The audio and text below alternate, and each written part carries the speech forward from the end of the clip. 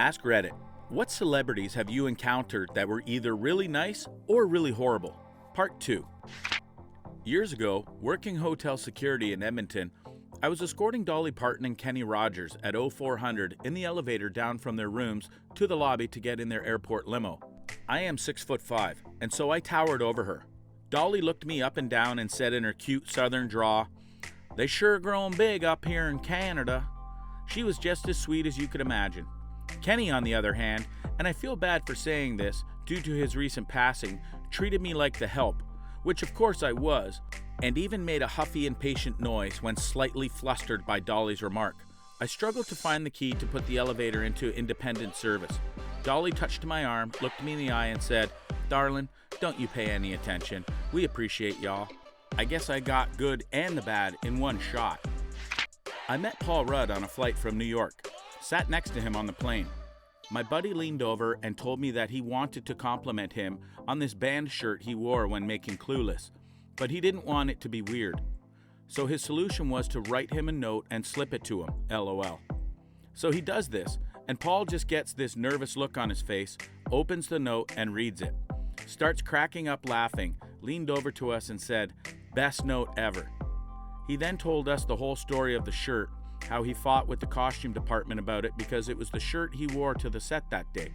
He talked the whole flight. Dude was super cool. I work in Hollywood, so I've encountered a lot of celebrities. Nicest? Tom Hanks. Coolest? Dwayne Johnson. Funniest? Danny DeVito. Most genuine? Adam Sandler. Sweetest? Diane Keaton. Most outgoing? Adam Levine. Wildest? Steve-O. Most down to earth? John Bernthal. Most difficult? Jennifer Lopez. After college, I was living the intern life in New York, so I had to hunt around for a job that would be fine with me working just evenings. The first call I got was Kmart, so for about a month I worked at Kmart Penn Station. One night, this guy with his hat pulled down low and this really cheerful girl came into the electronics department where I worked. It was a wild, wild store with tons of sketchy characters, so right away I was wary of him. Anyhow, they looked at the game selection for a minute, then the girl asked me if they could get Madden 2013. I obliged, took it from the case, and began cashing them out. It was over the $50 minimum where I had to ask for ID with a credit card purchase. So I asked the sketchy fella for his ID. He told me in this hushed little voice that he didn't have it with him. So I called up security to get the okay to finish up the transaction. As I'm talking to them, he tilts the credit card towards me. My first thought is, huh? I didn't know JP Morgan made a credit card, and then I looked at the name, Daniel Radcliffe. His girlfriend was beaming at me as the expected recognition washed over my dumb, tired face. He was super gracious, and my height, which I loved even more. We're both a firm 5'5", and I was pleased to be so calm and collected about the whole thing that they both got out of there without anyone else knowing who he was. Met Jake Gyllenhaal at the stage door after his play off Broadway last February. I was super nervous because he's my favorite actor and had heard stories of him not being nice. We said hi, and as he was signing my playbill, a lady shoved in front of me and demanded he sign her playbills for her daughters and that she just has to get a photo. He looked so uncomfortable and kept looking back at me, but he signed them anyway. I'm only 5'3" and was 17, so I just let it happen because I hate confrontation and was a little starstruck by Jake. Well, he told her off and said, "You're going to have to wait because I'm going to spend some time talking to her." Points to me because you cut her off. He then turned so he was fully looking at me and he apologized to me for her behavior. I just about died. We had a short conversation about his work. I thanked him profusely and we took a photo. I have so much respect for him for handling the situation so well, and all of my nervousness completely evaporated. Ewan McGregor accidentally ran over my boyfriend's foot a couple of years ago when he was filming his Long Way Round series. He was absolutely lovely though. My boyfriend loves bikes, so he was over the moon, bless him. Apparently they talked about his GS for a couple of minutes together. Apparently it's one of his favorite memories. He had to restrain himself a little from roasting the GS as they are notorious for their unreliability. I went on a tour of the Scottish Highlands and my tour guide was an old schoolmate of Ewan McGregor. He told a story about how on the last day of school, Ewan was talking about going to acting school, and he mentioned that he thought, well, he'll be back here soon enough. Later on, he ran into him by chance while doing a tour and kind of embarrassed himself by going, "Hey Ewan, it's me from school. Do you remember?" Ewan was cool about it though. Tom Hiddleston told me my dog was awesome, so that was the highlight of my life, LOL. I am eternally jealous of this exact interaction. I saw Tom Hiddleston at LAX and I just froze like a deer in the headlights. He's arguably the most regal human I've ever seen. He's also way taller than I expected. I met the St. Bernard dog from Beethoven at Planet Hollywood when I was a kid. It seemed like a pretty nice dog in person. We had a dog that was a dead ringer for Chance from Homeward Bound, Incredible Journey. So we would be out and about and toddlers would run at him screaming, "Chance!" tackling him from behind. Never a good idea with a dog. With their mothers panicking trying to catch them, waiting for the bully dog to bite.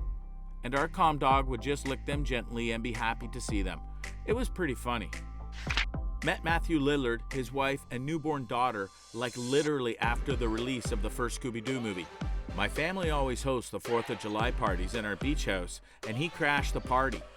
I was like 7 or 8 at the time, and my cousins were freaking out saying, "Shaggy is here." Of course, I immediately sprinted over, and he was eating a hot dog. Super cliche, I know, since it's the 4th of July, LOL. He was so cool. The whole time he was in character and offering me to have him go get a hot dog for me. I remember my little cousins asking where Scooby was at, and he replied, "Oh, Scoobs ate so many hot dogs that he's like having a food coma." Seriously, one of the most highlighted memories dating back to my youth. Met Peter Cullen, voice of Optimus Prime and Eeyore, at BitCon in 2012.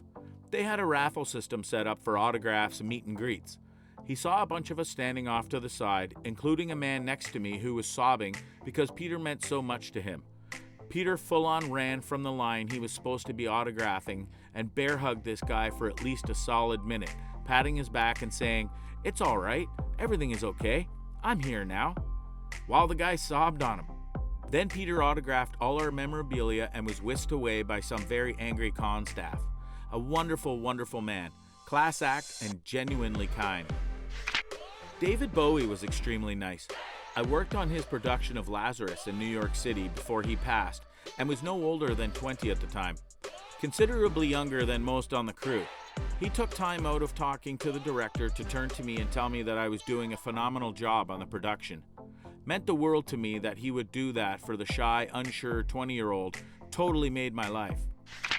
My grandma sat next to Rob Van Winkle, Vanilla Ice, on a plane before he was famous for Ice Ice Baby. She knew who he was but didn't want him to know. They had a lovely 4-hour conversation, and she said he was really intelligent and nice. I met Vanilla Ice at a local bar in Pasadena, Maryland. As I was shooting pool with a buddy, he came up, introduced himself as Rob, and asked if he could get in on the next round, and put his quarters on the table. From what I remember, there was a lot of drinking and a lot of laughing. Super friendly, normal guy. So energetic too, considering early in the night he performed with his heavy metal band, 1999-ish. I met Kiefer Sutherland after one of his gigs, and he was the most humble celeb I've ever met. So genuine and nice. He took pictures with everyone and signed everything. There were about 15 people. He even had a chat with us all and thanked us for waiting for him while he was doing a radio interview. I've worked with him a few times. He's super professional and he always is in character when rolling. I haven't seen him mess up a line or lose focus. He's truly inspiring.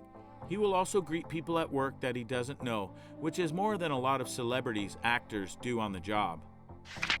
Met Linkin Park at Ozfest in 01 in Dallas. I was 11, walking by the booth with a long-ass line. Chester and Mike seen a kid, me, told me to jump the railing, gave me a bunch of free things they signed, told me they were glad to see a new generation coming to concerts and listening to rock. It was one hell of an experience. Too bad I was young and didn't care of the thing they gave me. Used to do delivery runs for a catering company, and we would get a lot of celebrities at the airport that ordered from us. Johnny Depp was the only one I ever saw face to face. Dude pulled a wadded up bill from his pocket and tossed it at me. I thought it was cool I got a tip directly from him at all, but once I had it all unwadded, it was a $100 bill. He's really a total sweetheart. I saw him at a few shows. He plays guitar with Alice Cooper. And after the set ended, he leaned down from the stage to give me a hug, smiling the whole time. I greeted him with the Captain Jack, and he laughed even though I was just a kid. Nicest dude. I noticed Ron Perlman while I was stocking veggies at Whole Foods. I met his eye and he asked me where the bell peppers were. I showed him, and afterward I asked, "Are you an actor, sir?" He paused and looked at me with a friendly smirk and said, "Sometimes." I smiled and nodded. I decided to roll with it and drop the subject. He seemed to appreciate it and approached me again with another produce question a couple of weeks later. He seemed like a good dude with a pleasant vibe. Snoop Dogg. Totally unflappably chill 100% of the time. It's like a superpower. John Bon Jovi. Smoked a cigarette with him. Couldn't have been more down to earth. I believe he's making barbecue sandwich for homeless people as we speak. Jeremy Piven. I like to give people the benefit of the doubt. Must have been method acting for the Ari Gold role. Nearly 20 years ago, I literally bumped into Mick Foley at Six Flags in New Jersey. I was walking back down the exit ramp from a ride while talking to some friends, and he was being escorted up the exit ramp with his kids to skip the line. My dumbass never saw him coming, and I backed right up into him. Dude was super cool about it though. He just caught me, gave me a pat on the back when I apologized, and said, "No problem, dude. Have a nice day." And then I realized who it was as he was walking away. My jaw dropped, and one of my buddies just looked at me and said, "Did mankind just tell you to have a nice day?" Stephen Fry was absolutely delightful. Charming, chatty, got my name wrong once at the beginning of the evening and kept apologizing for it over the course of the night. Katie Price was an absolute bollocking. She seemed to believe she ranked just under the Queen in social standing. In actuality, she just ranks under the drummer in the third best Queen cover band in Slough. Haha, fantastic.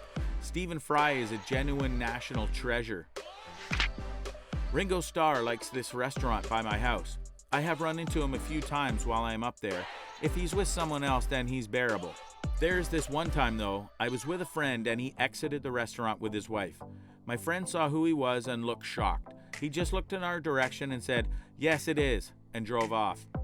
We were then informed by the valet guy a few feet away that we got the lucky end because some older folks were nearby.